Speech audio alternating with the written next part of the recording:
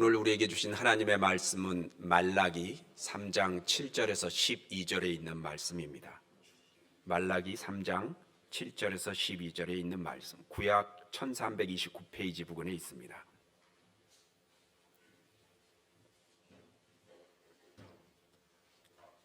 한 절씩 교독하도록 하겠습니다.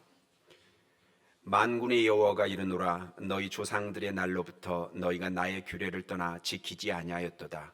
그런즉 내게로 돌아오라. 그리하면 나도 너희에게로 돌아가리라 하였더니 너희가 이르기를 우리가 어떻게 하여야 돌아가리이까 하는도다.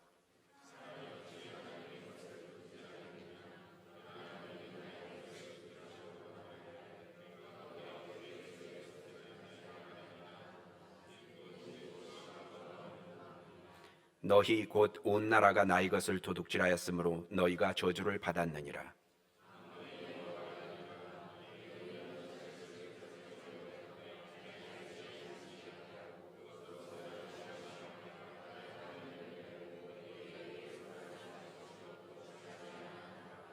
만군의 여호와가 이르노라, 내가 너희를 위하여 메뚜기를 금하여 너희 토지 소산을 먹어 없애지 못하게 하며 너희 밭에 포도나무 열매가 기한 전에 떨어지지 않게 하리니. 같이 읽으시겠습니다.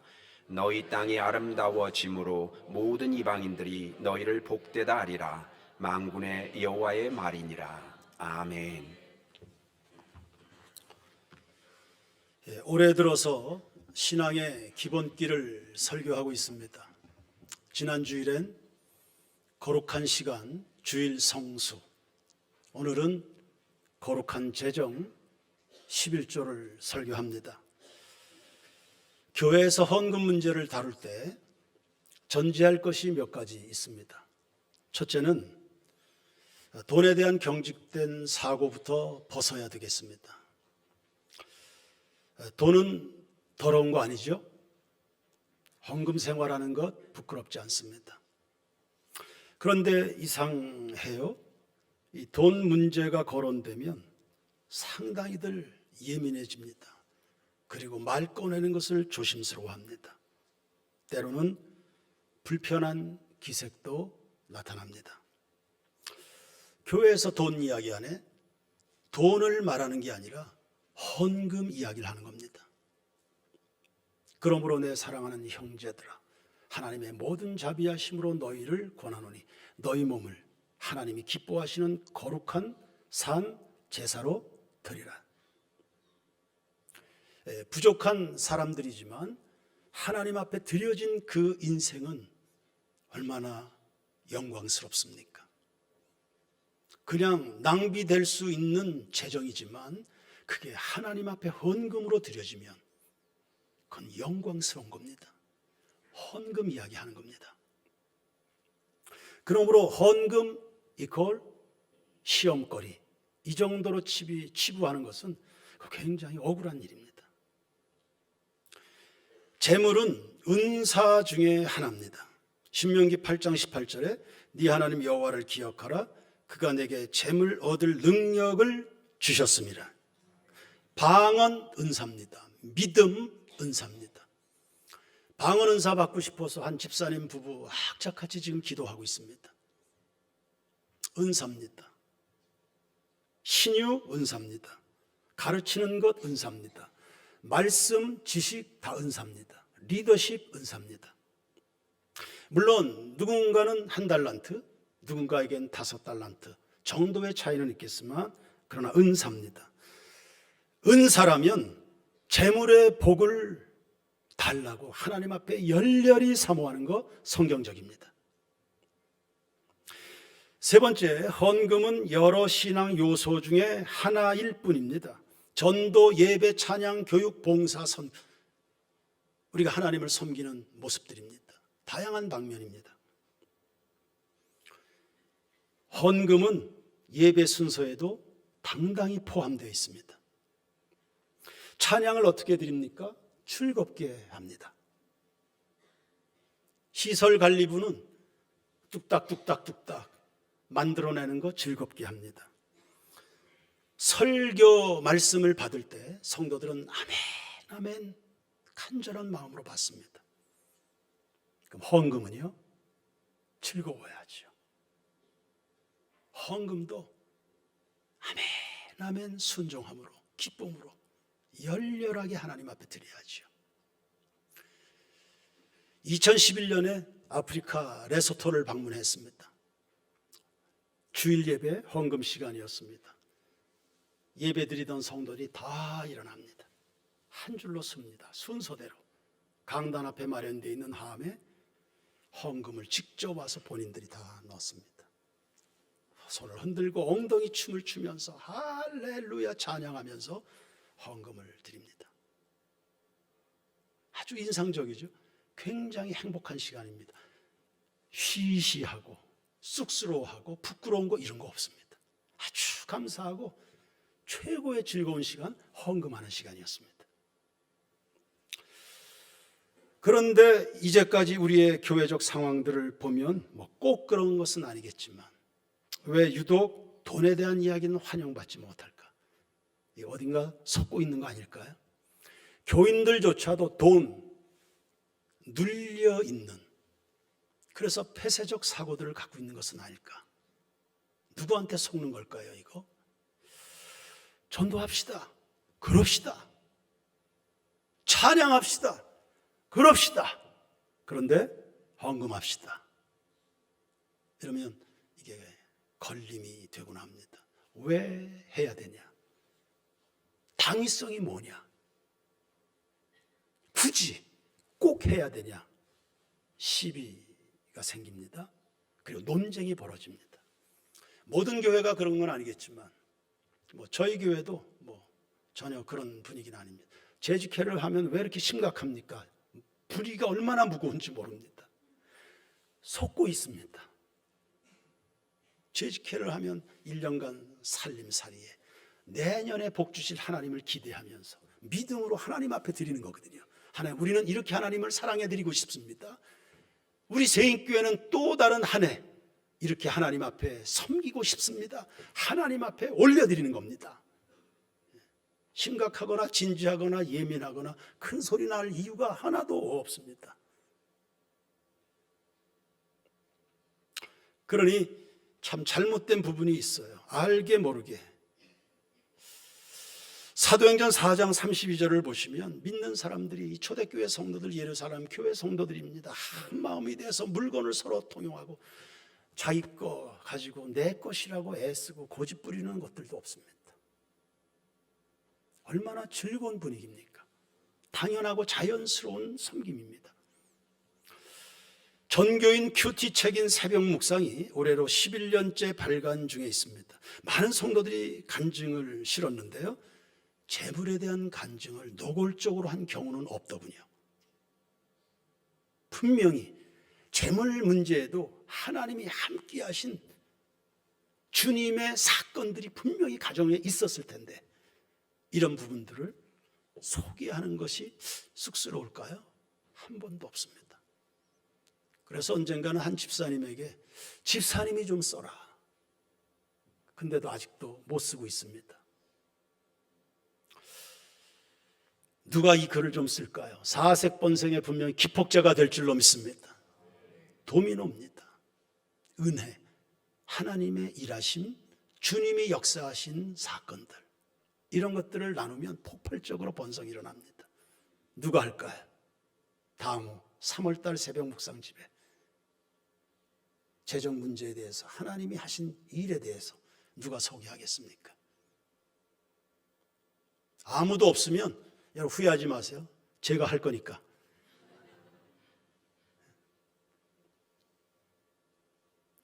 네 번째, 헌금은 믿음의 시금석입니다.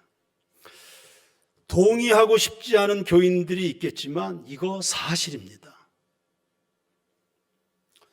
오늘날과 같이 물질주의가 만연한 사회에서 믿음을 테스트하는데 물질에 대한 자세를 살펴보는 것보다 더 좋은 시금석은 없습니다. 우리 교회에서 중직자를 세울 때 후보 추천에 앞서서 대상자들에게 자기신앙 점검표를 배부합니다. 크게 6가지 카테고리 아래 수십 가지의 질문이 나갑니다. 예수를 믿습니까? 구원 받았습니까? 오늘 하나님이 부르시면 천국에 들어갈 확신은 있습니까? 예배 생활은 어떻게 합니까? 자녀들의 예배 생활은, 헌금 생활은 어느 정도로, 봉사는, 성령은 받았습니까? 등등 수십 가지 질문이 나갑니다. 누구도 100점 못 맞습니다. 저도 못 맞습니다. 다만 이 모든 것들이 하나님의 은혜이기에, 또 은혜로 되는 것인 줄 알기에 자기 신앙 점검표를 통해서 하나님 앞에 새로운 도전에 직면해 가면서 발전을 이루고 싶은 마음의 질문지가 나가는 겁니다. 그런데 저 정도의 집사님인데 당연히, 그리고 제 일바 따로 제가 중직자로 세워주시면 헌신하겠습니다, 이 표를 제출해야 되는데 제출하지 않습니다. 중직자가 가지는 의미를 잘 몰라서일 수도 있겠고, 그게 얼마나 축복된 것인지 잘 모를 수도 있겠죠. 아예 그런 거에 관심이 없어서 제출하지 않을 수도 있습니다. 아니면 중직자라고 하는 무게를 견디기 자신이 없어서일 수도 있겠고, 스스로 판단해서 난 아직 부족하니까 다음 기회를 준비해야 되겠다, 그래서 내지 않는 분들도 있을 겁니다. 그런데 중직자로 피택은 받고 싶지만 그동안의 11조 생활을 성실하지 않았기 때문에 양심상 내지 않는 사람들도 있어 보였습니다. 야, 저 정도 교회 앞에 떨치고 신앙생활하는 사람인데, 그러나 하나님은 중심을 보고 계신 겁니다. 사람은 자기가 사랑하는 일에 돈을 쓰게 돼 있습니다. 신앙생활이 뭡니까? 하나님 사랑하는 겁니다. 요한의 아들 시몬아, 네가 나를 사랑하냐? 나의 힘이 되신 여호와여, 내가 주님을 사랑합니다. 브리스길라, 아굴라 같은 경우는 바울의 그 예수님, 바울을 통해서 전달된 그 예수님 너무 감사하고, 그래서 그 복음을 전하는 바울 스승이 너무 사랑스러워서 자신들의 목을 내놓아서 후원을 했습니다. 참으로 하나님을 만난 그리스도인들은 재정으로 섬길 수 있는 기회가 주어질 때 일도 고민하지 않습니다. 과감합니다. 즐겁게 주를 위해 재정을 드리게 됩니다. 그러므로 헌금은 누가 하는 겁니까? 구원받은 사람이 하는 겁니다. 구원받은 감격이 차올라 있는 사람들이 하는 겁니다. 그래서 우리는 복음을 전합니다. 시편 116편 12절에 내게 주신 모든 은혜를 내가 여호와께 무엇으로 보답할까? 2000년 전 바울 당시 빌립보 교회는 예루살렘 교회로부터 복음을 전달받아서 예수 믿고 구원받았습니다. 감사하죠. 누군가 전해준 선교사가 현장을 누비며 복음을 전하고 그 선교사를 배후에서 후원하고 있는, 기도로 물질로 후원한 교회가 있었던 겁니다. 얼마간의 시간이 지났습니다. 예루살렘 교인들이, 복음을 전해준 예루살렘 교회가 흉년으로 몹시 곤궁함을 맞이하고 있다는 소식을 듣게 됩니다. 그때 빌립보 교회 성도들이 이때야말로 우리가 빚을 갚아야 되겠다, 복음의 빚을 갚아야지. 그래서 헌금을 모아서 바울의 손에 들려 예루살렘 교회로 전달합니다. 그렇게 복음의 빚을 재정으로 갚는 빌립보 교회 성도들이 형편이 좋았을까요? 아닙니다. 전혀 아닙니다. 고린도후서 8장의 말씀을 보시면 많은 환난 가운데, 그리고 극한 가난 중에 그럼에도 불구하고 빚을 갚아야지 심에 치나도록 헌금을 해서 빚을 갚은 겁니다. 재정에 손을 낸 겁니다. 무엇으로 보답할까? 누가 보답할까? 재정, 그러면 당신이 하면 좋겠네, 당신은 하면 좋겠네, 그런 게 아닙니다. 우리는 사색 번성을 계속해서 캐치프레이즈로 외치고 있습니다. 하나님이 우리 세인교회 모든 성도들에게 사색 번성의 복을 주실 줄로 믿습니다. 주시되 주실 것이니 여러분 이렇게도 강력한 소망을 가져보십시오. 내가 하나님이요 목소리로도 악기로도 몸으로도 그러나 제가 재정으로도 하나님 앞에 충성할 수 있도록 나에게 경제적 번성을 주시옵소서. 무엇보다 그 경제적 번성, 재정으로도 하나님 앞에 드릴 수 있도록 내 안에 사랑의 면적이 넓어지게 주시옵소서. 야베스의 축복으로 올 한 해를 우리 모든 교우가 열어젖혔습니다. 야베스의 복이 뭡니까? 하나님이여 나에게 복의 복을 주시려거든 내 지경을 넓혀주십시오. 무슨 지경입니까? 생업의 지경입니까? 아니면 건강의 지경입니까? 아니면 학업의 지경입니까? 성도 여러분 복의 복을 놓아서 내 안에 주님을 향한 사랑의 크기를, 사랑의 지경을, 사랑의 넓이를, 사랑의 깊이를 더하여 주시옵소서.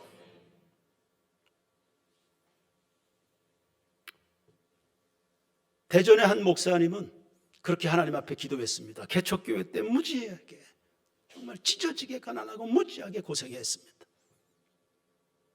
하나님이 대전 지방에 충청 이남의 지경에서 제가 하나님을 제일로 사랑하는 목사가 되게 해주십시오. 큰 교회로 일어나게 됐습니다. 사람의 크기, 믿음의 크기, 그건 사랑의 크기입니다.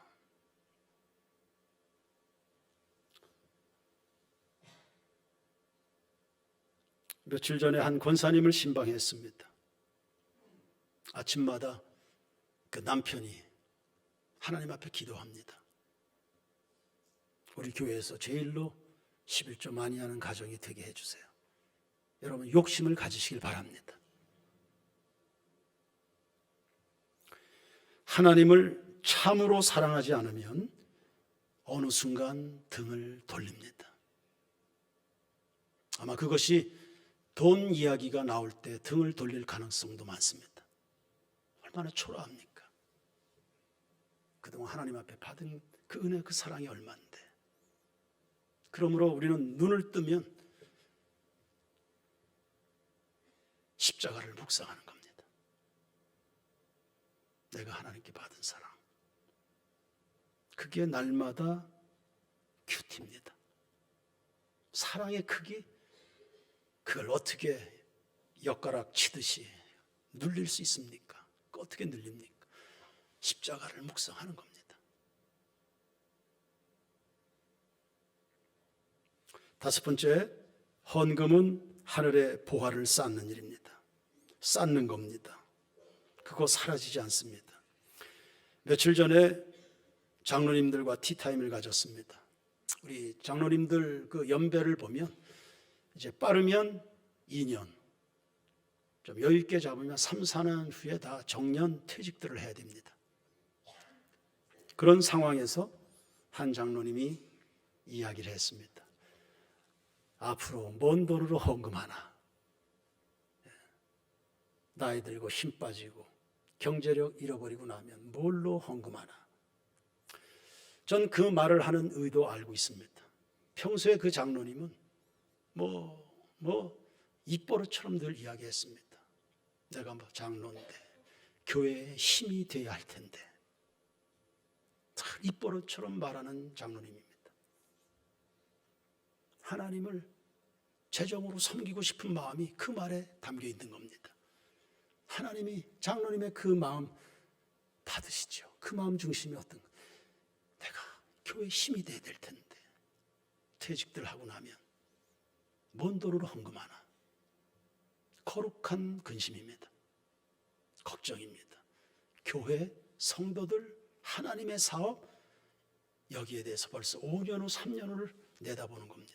목회적인 안목입니다. 그 이야기 할 때 분위기가 안 돼서 제가 속으로 혼자 이렇게 생각했죠. 그거 걱정하지 말고 미리 지금 할 수 있을 때 많이 저금해 놓지. 어디다 저금할까요? 하늘에다. 지금 많이 적음해 놓으면 됩니다. 창세기 26장 5절에 보시면 하나님께서 이삭을 복을 주십니다. 백배결실이라는 거 유명한 이야기인데 성경에 분명히 이렇게 써 있습니다. 하나님께서 그 아버지 아브라함 때문에 내가 너한테 복을 줄 거다. 아브라함은 생전에 하나님 무지하게 사랑했습니다. 이삭 하나님 앞에 바치는 거, 말씀하시면 바치는 거, 그렇죠? 일도 고민하지 않습니다. 하나님 무지하게 사랑하는 사람이었습니다. 다윗은 생전에 얼마나 하나님 사랑했습니까?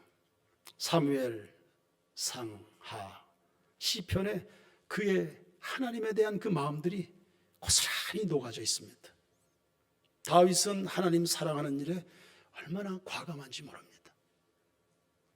그리고 스케일이 남다릅니다. 그래서 열왕기상 2장 1절 이하에 보시면 다윗 이후로 그 후손 중에서 왕이 끊어지지 않습니다. 하늘에 저금을 해놓은 겁니다. 전도서 11장 1절에 너는 내 떡을 물 위에 던져라. 여러 날 후에 도로 찾으리라. 사라지지 않아요. 잠언 19장 17절입니다. 가난한 자를 불쌍히 여기는 것은 여호와께 구워드리는 것이니 그의 선행을 그에게 갚아 주시리라. 아멘. 우리 성도들에게는 자주 소개하는데요, 하나님이 나에게 일을 주셨습니다. 하나밖에 없습니다. 하나밖에 없으니 어떡합니까? 내가 먹고 살아야지. 그건 그냥 자연인입니다. 그냥 자연스러운 사람의 성정입니다. 그러나 그리스도를 만난 사람은 그 일을 하나밖에 없는데 사르밧 과부처럼 하나님께 드립니다. 그러면 하나님이 둘을 주십니다. 하나님이 둘을 주셨네요. 그럼 둘은 하나는 하나님께 드리고 그럼 하나는 내가 쓰나요? 아닙니다. 둘을 다시 하나님께 드립니다. 그럼 하나님이 넷을 주십니다. 이게 야베스의 지경의 확장이라는 겁니다. 이게 삶의 지경입니다. 영향력의 확장입니다. 하나든 둘이든 넷이든 여덟이든 나는 하나도 부족한 것이 없습니다. 돈을 왜 봅니까? 돈 버는 목적이 뭐요? 쓰려고 봅니다. 잘 쓰려고 보는 것입니다. 움켜쥐면 썩습니다. 아담은 움켜쥐려다 망했습니다. 사울 왕 움켜쥐다가 망했습니다. 야곱 움켜쥐는 날들에 그의 삶은 굉장히 어두웠습니다. 야복강에서 다 깨졌습니다. 하나님 앞에 항복했습니다.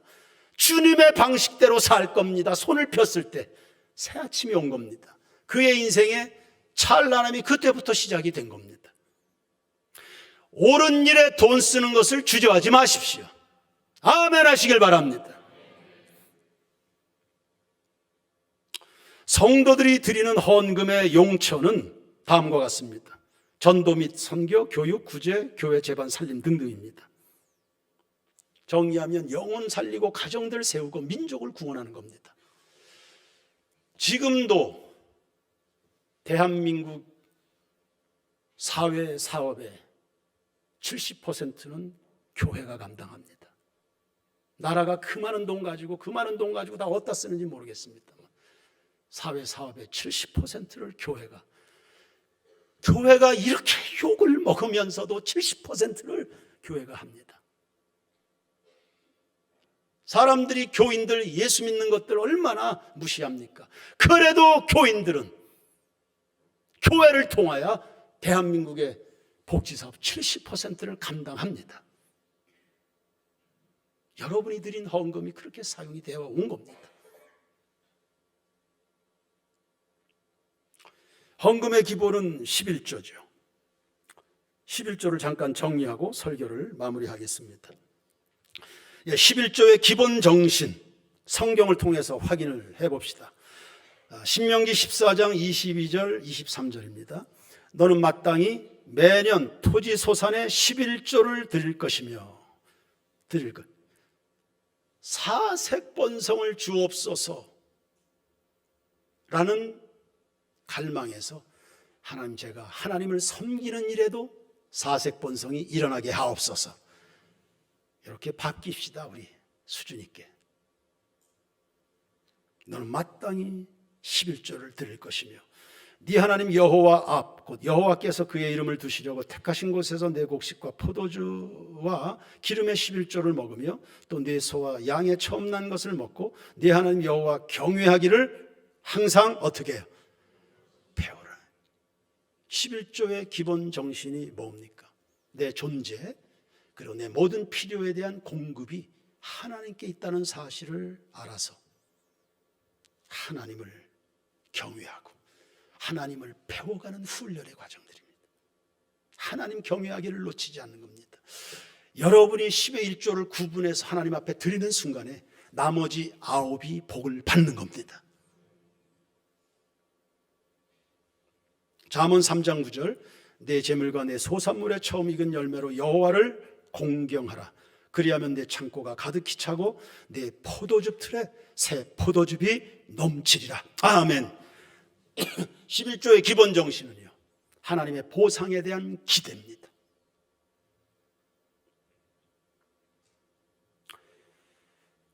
두 번째 11조를 드려야 되는 이유가 있습니다. 저는 여러 말 하고 싶지 않습니다. 아주 심플하게 정리합니다. 왜 11조를 드려야 되죠? 하나님이 말씀하셨다 이겁니다. 하나님이 말씀하셨다. 그 외에 우리에게 또 다른 이유가 필요하겠습니까? 하나님이 말씀하셨다. 1999년에 미국을 방문했는데 그때 한 교회에 교회를 갔습니다. 주일 예배를 드리기 위해서. 굉장히 규모 있는 교회였습니다. 로비에서 안내위원들이 교회 안내 자료, 교회 소개 자료를 나눠줬습니다. 교회 방문자들 혹은 새가족들에게 나눠주는 자료였습니다. 전 그거 열어보고 깜짝 놀랐습니다. 딱 열어봤더니 11조를 드려야 되는 9가지 이유가 적혀있는 유인물이었습니다. 여러분, 예배당에 처음 나온 방문자입니다. 혹은 새가족들입니다. 그들에게 들이대는 겁니다. 11조를 드려야만 되는 9가지 이유. 아이고, 그 나눠줬다가 교회 처음 왔다 등록하려고 했다 다 도망간, 이건 이제 일반적인 생각인데요. 11조를 드려야만 되는 9가지 이유. 그 교회 성도들은 확신이 있는 겁니다. 헌금 생활에 대한 확신. 살아계신 하나님을 만난 사람들의 공동체입니다. 교회는 뭐 하는 곳이죠? 걱정이 많은 곳이 아닙니다. 이러면 어떡하지? 저러면 어떡하지? 걱정하는 곳이 아니고 그냥 하나님을 가르치는 곳입니다. 주님의 정신을 심는 것입니다. 주님의 백성으로 주님의 백성답도록 살아가도록 만드는 게 그게 교회입니다. 처음 교회 온 사람에게 11조를 해야만 되는 9가지 이유, 그냥 드림입니다. 우와. 그 다음 페이지를 열었습니다. 미심쩍으면 90일 동안 앞으로 하나님을 테스트해 보십시오. 당신의 경제 생활에 분명히 변화가 일어날 겁니다 라고 기록되어 있었습니다. 믿음이 있는 교회 공동체였습니다. 저는 그 9가지를 소개할 생각 없습니다. 하나님이 말씀하셨습니다. 베드로가 갈릴리 호수에서 예수를 만났죠. 제가 밤이 맞도록 수고를 하였을 때 잡은 것이 없지만 무엇에 의지하여? 말씀에 의지하여 그물을 내립니다. 그리고 베드로 인생이 바뀌었습니다. 하나님이 말씀하셨습니다. 정직하고 온전하고 하나님을 향한 사랑이 담긴 헌금이라는 그물을 내리는 겁니다. 그물이 찢어질 정도의 현실적인 경제적 성과가 나타났고요. 베드로 인생이 달라졌습니다. 11조를 드리는 태도도 묵상을 해봅시다. 10절 말씀해 보니까 온전한 11조 하라 그랬죠. 정기적인 수입은 말할 것도 없고, 여러분 부수적인 수입들도 다들 잘들 하고 있지요. 빈틈없이 알뜰하게, 여러분들이 누군가에게 돈을 빌려줬습니다. 엄청나게 꼼꼼하게 따지죠. 하나님 앞에 빈틈없이 온전하게 하는 겁니다. 축의금, 조의금, 퇴직금, 보험금, 부동산 시세 차익 등등, 이런 것들까지 제가 소개를 해야만 되는 이유가 있지 않겠습니까? 제 입에서, 강단에서 이런 이야기까지 해야만 되는, 잘 몰라서들 넘어갈 수도 있겠지만 은근슬쩍 하나님 앞에서 그냥 넘어가는 교인들도 있지 않겠습니까? 대부분이야 뭐 다 잘들 하겠습니다만,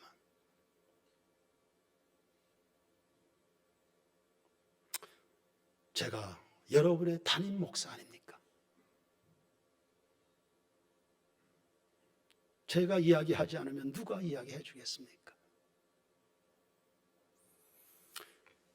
8절에 하나님의 것을 도둑질하지 말라 했습니다. 저는 우리 세인교회 성도들, 제가 목양하는 우리 성도들 도둑놈으로 만들고 싶은 생각 추호도 없습니다.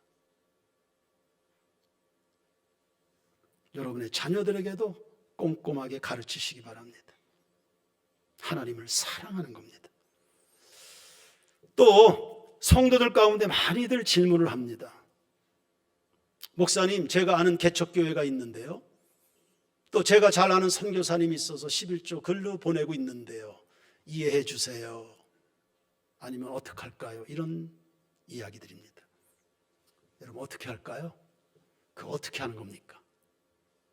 권상태 집사님이 인도 주재원으로 작년에 출국하면서 저희 교회를 굉장히 사랑하죠.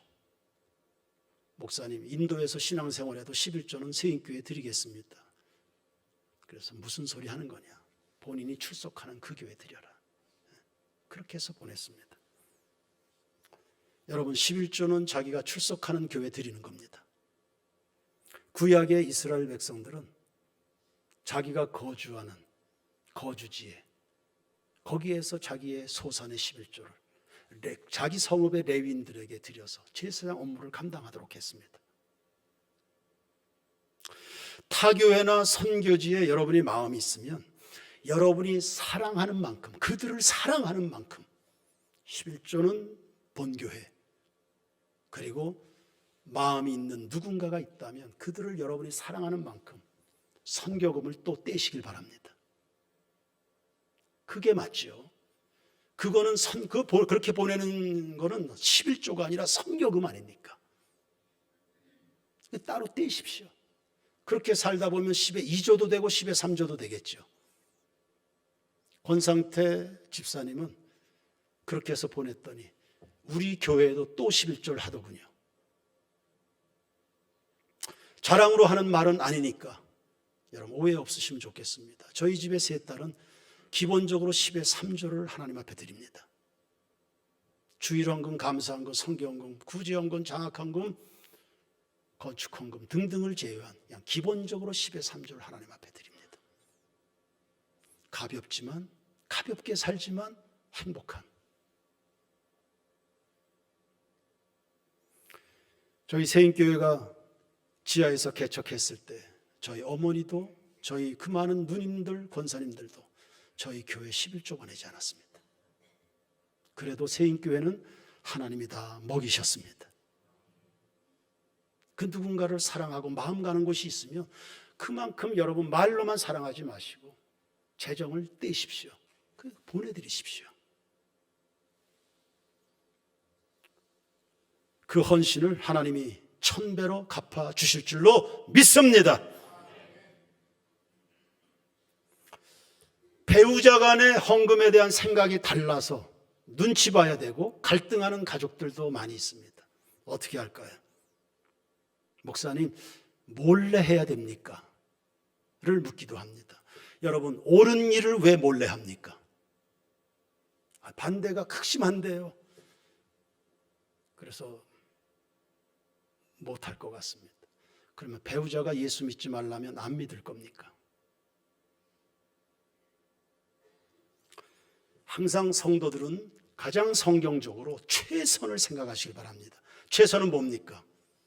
배우자가 이해해서 기쁜 마음으로 부부가 하나가 돼서 하나님 앞에 헌금할 수 있는, 그게 최선이죠. 그러면 믿음 있는 사람이, 여러분 믿음 없는 사람의 말을 따라서 신앙이 아래로 내려가면 그 가족 전체가 다 손해봅니다. 그렇게 하는 거 아닙니다. 최선, 하나님 앞에 복을 받을 수 있는 최선을 생각하십시오. 그건 뭡니까? 기도 충분히 하십시오. 시간을 두고 충분히 기도하십시오. 이해가 잘 되지 않는, 몰라서 그런 거거든요. 사람이 나쁜 게 아니라 그 몰라서 영적인 원리, 하나님의 세계, 살아계신 주님을 만나질 못했으니까 그리하는 거거든요. 불쌍히 여기는 마음과 동시에 그를 존중히 여기는 마음을 따라서 단호하게 말하십시오. 이거는 해야 되는 거라고. 그래야 우리 가정이 복을 받는다고 선명하고 단호하게 이야기하십시오. 여러분이 그렇게 선포할 때 하나님이 역사하실 줄로 믿으시길 바랍니다. 이건 그냥 하는 이야기, 수십 년 목회 현장에서 제가 다 승리한, 가정들을 다 건져 올린, 꺼내온 그 갈등과 상처에서 다 건져 올린 승리의 이야기들입니다. 여러분들이 정말로 하고 싶은 것은 누가 반대해도 다 하지 않습니까? 하나님 살아계신 것, 그분께 받은 은혜와 사랑, 그것이 명확하다면 여러분이 단호하게 믿음을 따라 그 말을 하나님이 책임져 주실 줄로 믿고, 그렇게 해서 가정의 변화가 올 한 해 재정의 영역에서 분명히 일어나게 되길 축원합니다.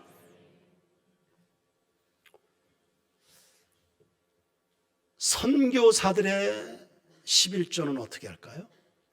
선교사님들은 현지에서 본인이 교회를 개척해서 목회를 하든지 아니면 그 지역교회에 출석해서 지극정성으로 그 교회를 섬기는 것이 맞습니다.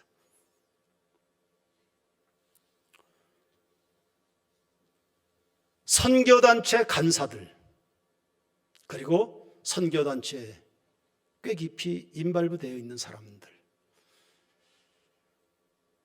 헌금 생활이 성실하지 않습니다. 모르겠습니다. 본인들의 선교단체에 11조를 하는지, 아니면 본인들도 사역자니까 그걸 사역의 경비로 쓰고 있는지 전 잘 모르겠습니다. 만약에 그리할 것 같으면 본인들끼리 모여서 주일 예배 드리고 거기서 전도하고 거기서 양육하고 거기서 파송해야지 왜 지역교회에 오는 것입니까? 지역교회 출석하는 이유가 뭐예요? 선교단체 우주적인 개념으로 넓은 의미의 교회이긴 합니다. 그러나 교회가 아니죠. 페르처치입니다. 교회와 동행하는 단체입니다. 선교사들이 하나요? 아니요. 배후에 교회가 하는 겁니다. 여러분의 기도와 여러분의 헌금으로 선교가 이루어집니다. 선교의 힘은 교회에서 나옵니다. 그러면 선교단체 간사들이나 그럼 교회가 잘 되게 해야지. 교회부터 잘 되게 해야지. 지극정성으로 섬겨야지.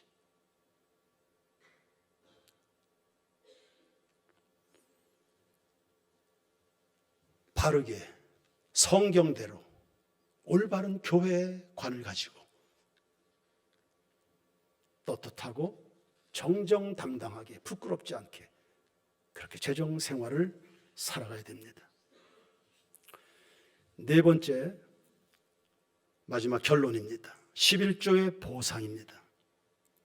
10절 말씀을 보겠습니다. 제가 읽습니다. 여러분 눈으로 잘 보십시오. 만군의 여호와가 이르노라. 너의 온전한 11조를 창고에 들여 나의 집에 양식이 있게 하고 그것으로 나를 시험하여 내가 뭘 열고 무엇을 열고요? 하늘문을 열고, 하나님께서 하늘문을 여실 때 세인교회 모든 성도들의 창고에 넘치도록 부어주시기를 축원합니다. 너희에게 복을 쌓을 곳이 없도록 붙지 아니하나 보라 했습니다. 11절 만군의 여호와가 이르노라 내가 너희를 위하여 메뚜기를 금하여 너희 토지 소산을 먹어 없애지 못하게 하며 너희 밭에 포도나무 열매가 기한 전에 떨어지지 않게 하리니. 이거 뭡니까? 소산을 지키시는 겁니다. 여러분의 생업을 지키시고 여러분의 자녀를 지키시고 할렐루야 지키십니다. 12절 너희 땅이 아름다워짐으로 여러분이 거주하는 곳이 아름답게 모든 이방인들이 너희를 어떻게 해요? 복되다. 세인교회를 아는 모든 사람들이 원주 땅에 36만 5천이 세인교회 성도들은 참으로 복되다. 할렐루야. 칭송을 얻는 일이 일어나게 될 것이다. 2024년에 이런 일이 여러분에게 현실로 나타나게 되길 축원합니다. 세인교회도 그래서 설립 첫 번째 주일부터 수입의 11조는 무조건 구별했습니다. 교회도 11조 생활을 해온 겁니다. 26년도 동안. 교회도. 그것으로 다른 어떤 곳에 쓰고 모자라면 교회가 또 동원해서 사용하고 교회도 11조 생활 지금까지 해왔습니다. 제가 월급을 못 받는 개척교회 시절에도 그렇게 했습니다. 인생은 곧 경제활동입니다. 번성의 키워드는 11조입니다. 2024년 성도 여러분 감사 가득한 헌금 생활이기를 축원하고 정직하고 온전한 11조 생활로 경제적 번성을 이루시는 하나님을 만나기를 주의 이름으로 축원합니다.